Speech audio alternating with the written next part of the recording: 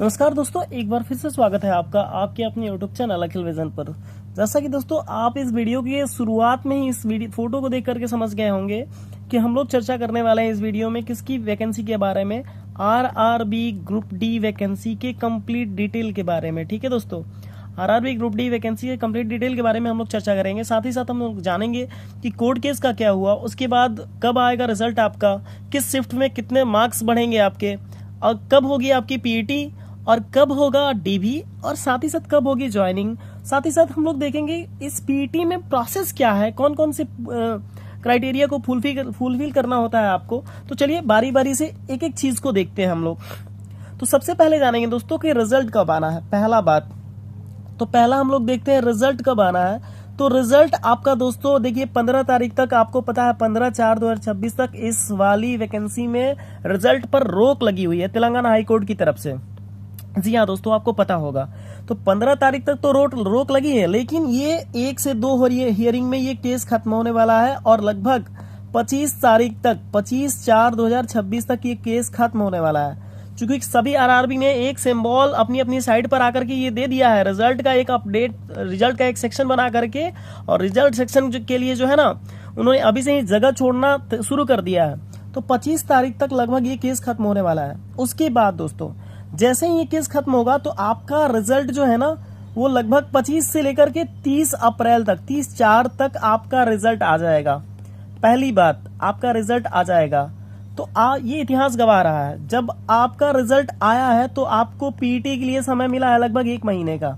PET के लिए 1 महीने 25 से 30 दिन का समय मिलता है रिजल्ट के बाद आपको पीईटी की तैयारी करने के लिए। देखिए ये लड़का जो है इस वीडियो में पीटी के लिए तैयार हो रहा है, और क्या क्या प्रोसेस होता है वहां पे हम ये भी बताएंगे आपको इस वीडियो में दोस्तों। तो 30 तारीख के आसपास आपका अगर रिजल्ट आने वाला है तो मान के चलिए 30/5 को आपका पीईटी होने वाला है, यानी 30 जून, अप्रैल के बाद मई में। ठीक है ना, 30 अप्रैल को अगर आ रहा है तो 30 मई या फिर जून में आपका क्या होने वाला है दोस्तों, पीटी। आप सोचिए, इतनी धूप, इतनी भयानक धूप रहेगी, आप इतने परेशान होंगे कि आप सोच भी नहीं सकते दोस्तों। इसलिए आप अभी से ही कोशिश करिए, जो भी स्टूडेंट को लगता है कि वो सेफ जोन में है, तो वो अभी से ही पीटी फिजिकल की तैयारी करना शुरू कर दे। क्योंकि देखिए आपको हम इस वीडियो में डिटेल बताने वाले हैं कि पीटी में कौन कौन सी चुनौतियां आपके सामने आने वाली है। ठीक है दोस्तों, तो सबसे पहले देखिए पीटी के बारे में थोड़ा सा जान लेते हैं, क्या प्रोसेस रहेगा और क्या क्या क्राइटेरिया रहेगी, पास होने के लिए क्या करना पड़ेगा आपको। ठीक है, तो चलिए पहला है मेल कैंडिडेट के लिए। पुरुष अगर है आपको तो 1000 मीटर का दौड़ लगाना है। ठीक है, उसके लिए आपको समय मिलेगा 4 मिनट 15 सेकेंड का। ठीक है, और अगर आप महिला कैंडिडेट हैं तो 1000 मीटर का दौड़ लगाना है आपको, 1000 मीटर का, उसके लिए समय मिलेगा आपको 5 मिनट 40 सेकेंड का। ठीक है, ये पुरुष के लिए है 4 मिनट 15 सेकेंड 1000 मीटर के लिए, और महिला कैंडिडेट के लिए है 5 मिनट 40 सेकेंड। दूसरा क्या है, दूसरा है कि आपको 35 केजी का वजन लेकर के, कितना केजी, 35 केजी का वजन लेकर के 100 मीटर की दौड़ लगानी है, और उसके लिए आपको समय मिला है कितना, 2 मिनट का। ठीक है दोस्तों, 2 मिनट का समय मिला है। वहीं महिला कैंडिडेट के साथ क्या है, 20 केजी का वजन लेकर के, कितना केजी का, 20 केजी का वजन लेकर के 100 मीटर की दौड़ लगानी है आपको, और साथ ही साथ उसके लिए आपको भी समय कितना मिला है, 2 मिनट का। ठीक है, 2 मिनट का समय मिला हुआ। ये तो रहा पीटी का डिटेल। उसके लिए पीटी के लिए आपको, जब आप पीटी में जाएंगे दोस्तों, तो क्या क्या करना पड़ेगा। तो देखिए सबसे पहले आप जो पीटी का एडमिट कार्ड लेके जाएंगे वो 2 बार स्कैन होता है। कितनी बार, 2 बार अलग अलग चेक पोस्ट होते हैं उसके, और चेक पोस्ट पे वो स्कैन करके और फिर आपको ये बैच दिया जाता है। उसके बाद एक घड़ी दी जाती है आपको। ठीक है, और नीचे ट्रैक पर एक स्ट्रैप रखा होता है। जैसे ही आपका पैर इस स्ट्रैप पर जाता है, ये वॉच ऑन हो जाती है। क्या हो जाती है, ऑन हो जाती है, और आपका टाइम स्टार्ट हो जाता है। ठीक है, और जैसा वहां पे जैसे ग्राउंड है, मान लीजिए 250 मीटर का ग्राउंड है, तो 1000 मीटर जाने के लिए आपको 4 चक्कर दौड़ना पड़ेगा। 4 चक्कर आप जैसे ही दौड़ के खत्म होंगे, आपकी ये घड़ी जो है ना रुक जाएगी। या तो यहाँ स्ट्रैप लगा होता है, नहीं तो हाथ में स्ट्रैप लगा दिया जाता है। साथ ही साथ यहाँ पे जो आपको पट्टा मिलता है, इस पट्टे पे क्यूआर कोड रहता है दोस्तों, आपका यूनिक कोड रहता है, उससे आपको स्कैन किया जाता है, फिर आपको दौड़ने के लिए वहां बाहर भेजा जाता है।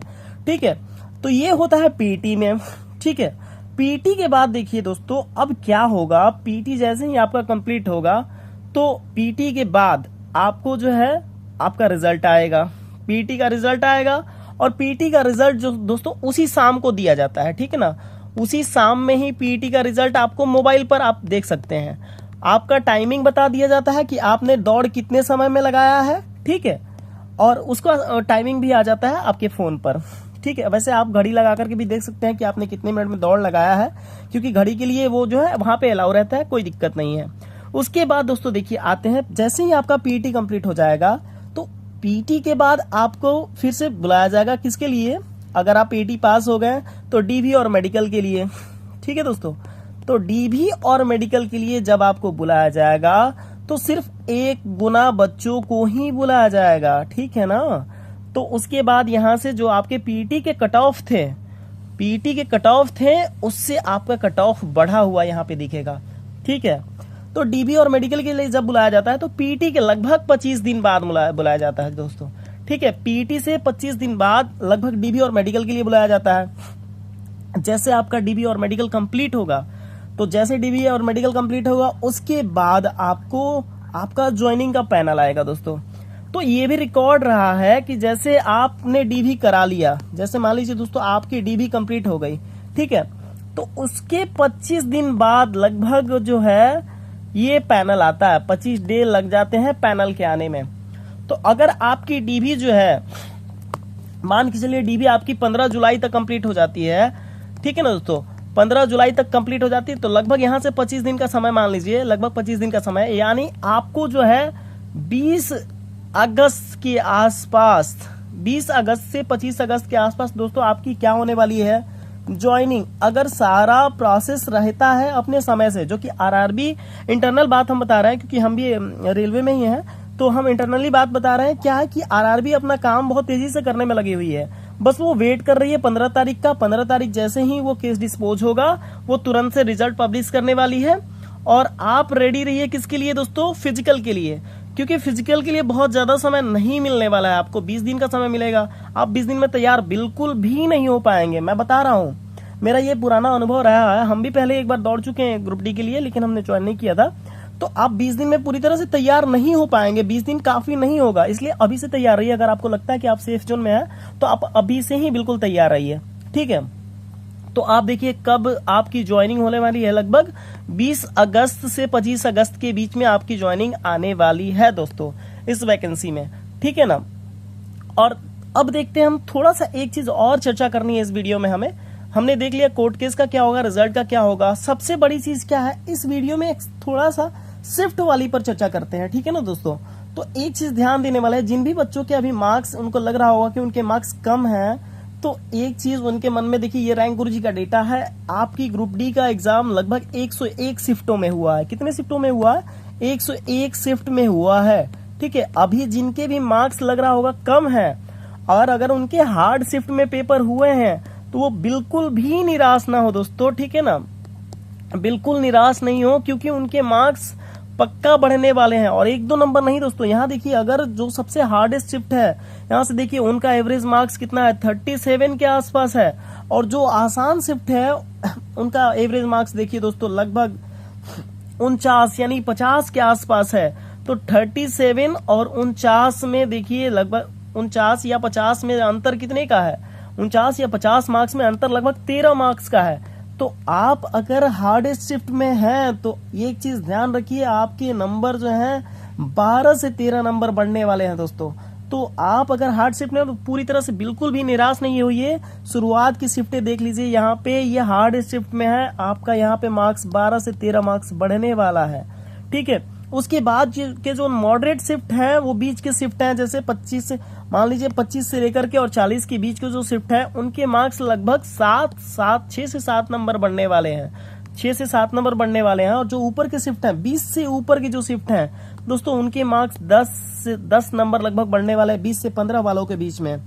और 10 से ऊपर जिनकी भी शिफ्ट में, मतलब जिनके हार्ड शिफ्ट में काउंट हुआ है 10 से ऊपर, उनके मार्क्स 12 प्लस बढ़ने वाले हैं दोस्तों, ठीक है। तो इसलिए आप बिल्कुल भी निराश नहीं होइए, क्योंकि आपका रिजल्ट के टाइम में नॉर्मलाइज करके ही रिजल्ट आएगा, ठीक है। जो रिजल्ट होगा वो नॉर्मलाइज करके ही आपका रिजल्ट आएगा। तो नॉर्मलाइजेशन में आपके पक्का मार्क्स बढ़ेंगे, ठीक है।